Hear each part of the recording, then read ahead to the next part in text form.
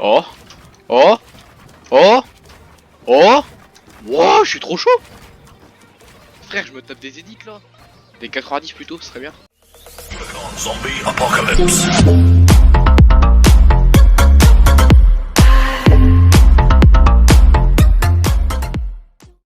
Yo les potes, yo tout le monde, c'est Totoxine et bienvenue sur cette toute nouvelle vidéo unboxing. Cette fois on change des vidéos des vidéos gaming et tout, même si j'en fais pas beaucoup.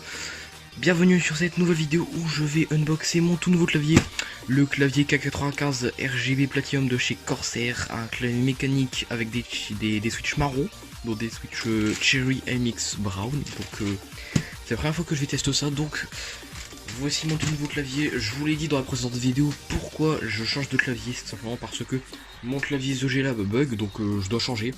Mais en tout cas ça me fait plaisir de pouvoir changer de clavier, donc c'est parti pour unboxer ce clavier.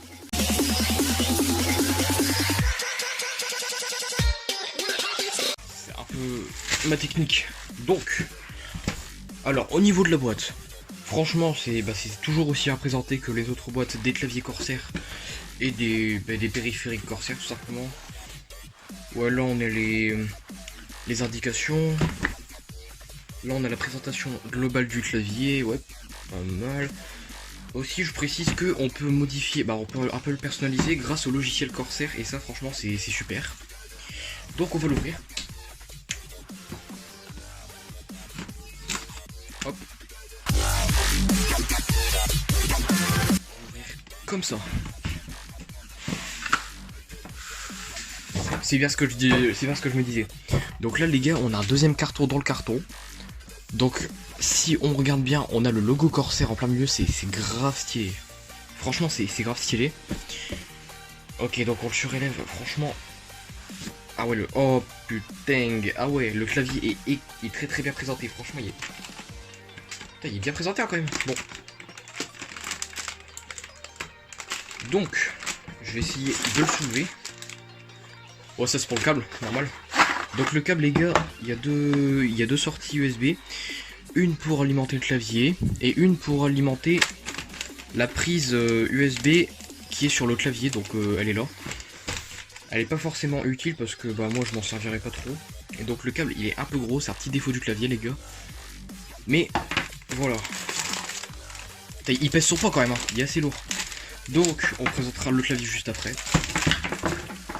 Ça dégage. Ah oui ça, normalement si je dis pas de conneries. Ouais c'est ça.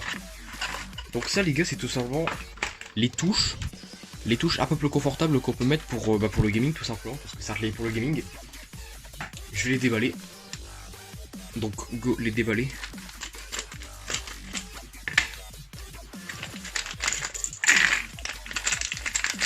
Bon elle je m'en servirai pas spécialement.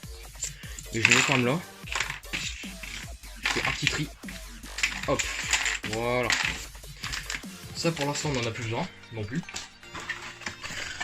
Dans la petite boîte jaune on retrouve aussi le guide et la présentation du clavier. Donc je sais pas si je l'ai dit mais c'est un clavier mécanique. C'est une raison de... Bon par contre les gars, ce clavier il vaut 200 €, donc c'est vraiment pas donné à tout le monde.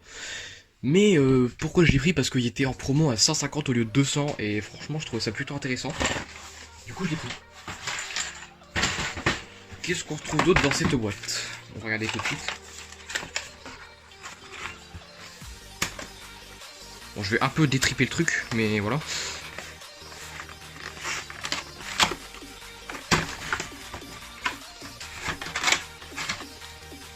Ah, le repose-poignet.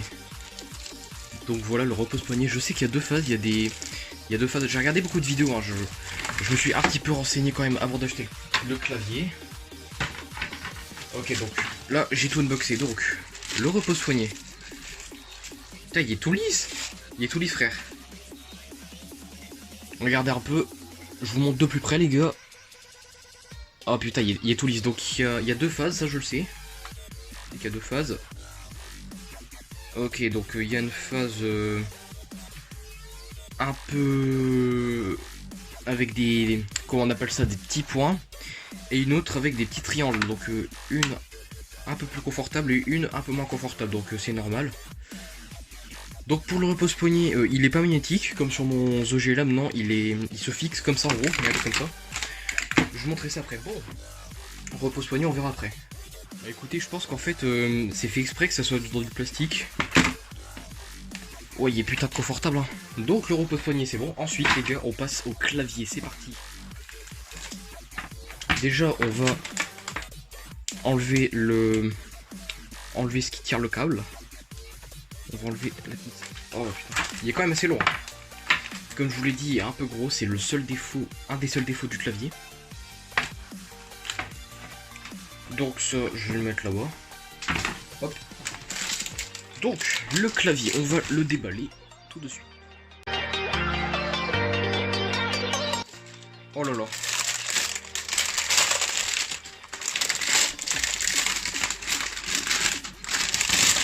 Putain, c'est... Il est tellement beau en fait. Au niveau des switches, je vous l'ai dit, c'est des Brown. Alors, les switches, ce sont des switches mécaniques. Alors, je vais faire un truc, c'est que je vais tout de suite... Oh, le toucher. Ça change du toucher de mon autre clavier. D'ailleurs, je vais faire une petite comparaison entre les deux claviers. Alors, pour commencer, au niveau du poids, pardon, celui-là. Ouais, celui-là est bien plus léger que celui-là. En même temps, les gars, ça peut être un clavier portable, alors que lui... il restera sur votre bureau, ça je peux vous le garantir.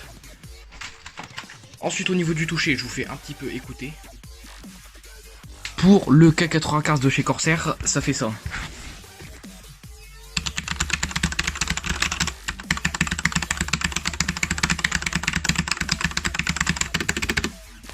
Et pour le fameux Case Telegram de chez Zoé Lab, ça fait ça.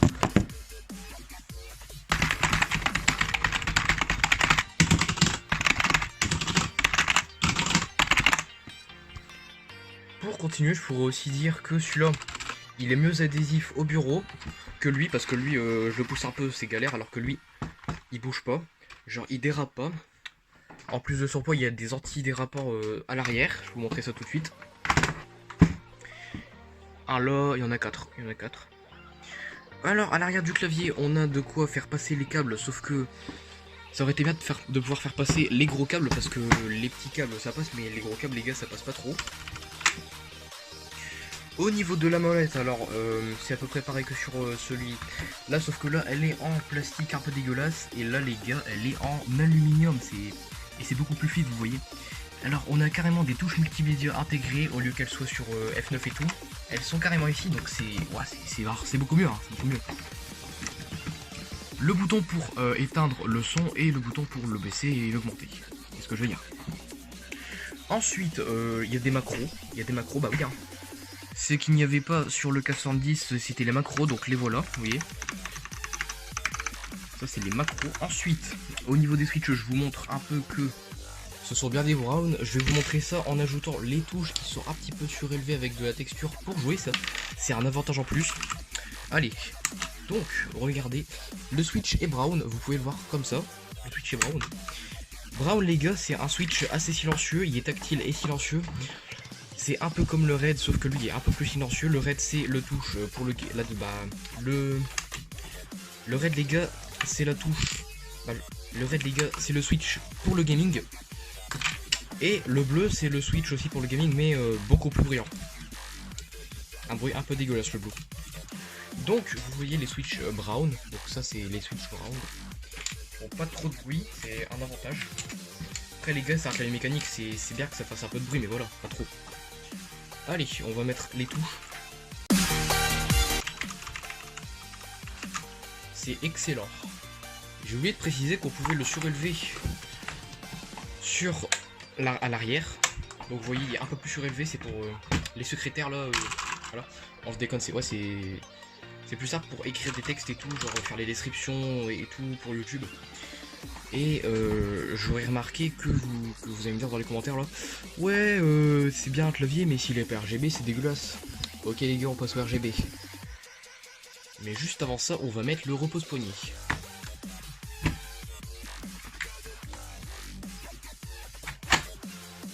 Waouh, trop stylé, sérieusement c'est trop stylé.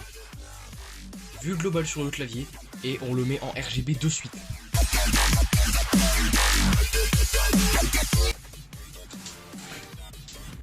Donc voilà les gars, là ça se voit pas trop parce qu'il fait bien jour. Même si y a pas de soleil, il fait bien jour, alors ça se voit pas trop. Si j'enlève une touche, ça devrait peut-être un peu mieux se voir. Là vous voyez ouais la touche, ça se voit un peu mieux. Donc ce que je vous propose c'est de directement enlever la lumière pour que je vous montre un peu ce que ça donne dans le noir. Et voilà les gars, le clavier est tout simplement magnifique. Niveau RGB franchement Corsair ils ont fait fort avec une petite bande à l'avant RGB, donc illuminé. Le logo Corsair carrément illuminé et les touches bien sûr. Faudra qu'on parle des modes aussi, donc je vous montre ça. Au niveau des modes les potes, il y a les profils, pas les profils mais genre les modes de couleur. Donc le premier, le premier, le deuxième et le troisième, je vous montrerai ça un peu plus après. Le niveau de luminosité, pour augmenter, baisser la luminosité, enlever un peu plus, voilà. Et le mode de verrouillage de la touche Windows, ça c'est très important. Au niveau des couleurs les potes, regardez, premier mode. Lui je le trouve sublime parce que wow, il est parfait lui. Deuxième et enfin troisième, voilà. Donc je sais pas si je l'ai dit mais je leur dis quand même au niveau de la matière les potes. C'est de l'aluminium brossé, donc c'est très différent du plastique. Il est beaucoup plus compact, beaucoup plus solide, et il est beaucoup plus lourd, et ça fait qu'il bouge pas les gars, parce que un clavier lourd c'est chaud pour le transport, sauf que si on s'en bat les couilles du transport les gars, ça fait un petit avantage quand même. Donc au niveau de la matière, c'est de l'aluminium brossé, on peut pas faire mieux. Non franchement c'est vraiment une excellente matière. Et donc je vais tout simplement le placer dans mon setup, même si il va se déplacer dans mon setup principal dans pas longtemps. En attendant je le mettrai dans mon second setup pour un peu des raisons personnelles. Mais je vais le mettre dans mon setup, on se retrouve tout de suite. Donc là voilà les gars, je viens d'installer le clavier, ça fait trop stylé, regardez. Avec le clavier, alors le clavier et le tapis de souris, vous voyez, ça fait très stylé. Avec mon petit micro là, vous voyez, le petit micro il est toujours là. Donc là les gars, ce que je vais faire c'est que, et je vous ai pas montré, j'ai réussi à déballer ça. C'est tout lisse les gars, c'est tout lisse, regardez. Donc là ce que je vais faire les potes c'est que je vais tester un peu le clavier sur Fortnite pour vous montrer à peu près mon level sur un clavier mécanique avec des switch brown. Normalement ça devrait pas être dégueulasse mais je vais tester quand même. Et je vais également télécharger le logiciel Corsair pour vous montrer à peu près ce qu'on peut faire avec et tout. Ok donc là on est sur Fortnite, vous voyez, je suis en créa, je vais pas aller en solo sinon je vais me faire déglarguer. Donc là depuis tout à l'heure j'essaie de m'entraîner à faire quelques edits, par-ci par-là.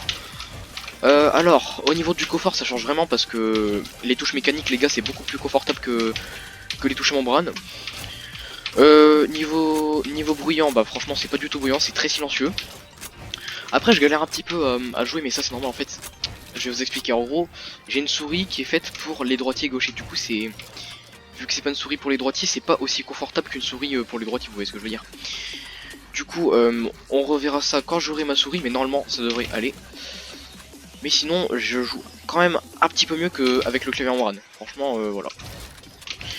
Les gars je suis très satisfait de ce clavier parce que franchement déjà niveau design il est top, niveau touché il est top, niveau multimédia, raccourci et tout ce qui est touche il est top, dans tous les cas les gars il est top, donc je suis très content d'avoir ce clavier.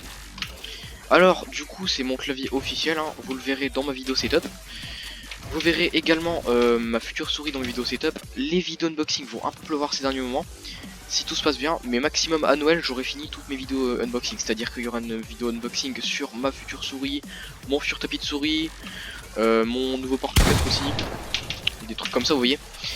Donc je vais vous laisser là ici, j'espère que la vidéo vous aura plu. Moi je vais installer le logo, le logiciel Cardon Corsair pour un peu personnaliser le RGB, les macros, ouais, parce qu'il y a de macros, c'est plutôt cool hein. Je galère un petit peu à jouer mais ça comme je vous l'ai dit c'est normal. Bon, et les gars je vais vous laisser hein. J'espère que cette vidéo vous aura plu. En tout cas si c'est le cas, faites-le moi savoir en commentaire. Dites-moi des conseils pour améliorer la qualité ou quoi en commentaire aussi. Et surtout j'espère qu'on atteindra les 200 abonnés pour les futures vidéos unboxing, ça serait bien. Et sinon les gars merci beaucoup pour les 20 minutes, ça fait ultra plaisir les potes. Et merci aussi pour les 200 abonnés qui vont bientôt arriver. Abonnez-vous en masse, partagez la vidéo et mettez un like si la vidéo vous a plu. Bref les gars je vous laisse, ciao, peace.